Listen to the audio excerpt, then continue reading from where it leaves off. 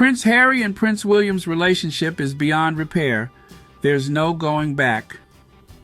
These were two men who once upon a time were firmly aligned in their outlook, says Omid Scobie, author of the new book Endgame.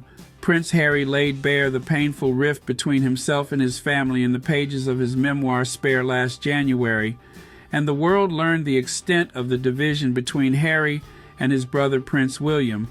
But nearly a year after Spare's publication, absolutely nothing has changed. Author Omid Scobie, whose new book Endgame is out November 28th, tells people in this week's cover story. In fact, the hurt and anger between the two brothers, one, the Prince of Wales and future king, and the other, the Duke of Sussex and Californian, has now hardened into something colder and more immovable, says Scobie, indifference. I saw Harry's release of Spare as his last attempt at telling his family how he's felt for years, says Scobie, who chronicles both the breakdown of the royal family and the weakening of the modern monarchy in Endgame, because clearly there's never been an open enough forum to have these conversations or share these feelings. The royal family, of course, is not known for its focus on feelings, but in Endgame, Scobie writes that perhaps more than at any other point in history, the family is ignoring its internal fractures at its own peril, because part of the buy-in from the British public is that the royal family is the nation's family.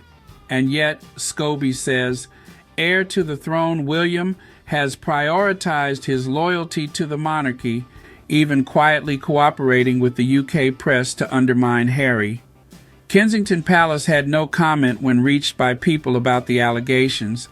In writing Endgame, I was talking to a source quite early on in the process, and they called Harry a defector and said that was William's view, says Scobie. These were two men who once upon a time were firmly aligned in their outlook. One of them had to move on to also protect the crown. But will there be a crown left to protect decades from now? There's a real chance here to learn and adapt to modern society and also make up for mistakes of the past, says Scobie. It's their move.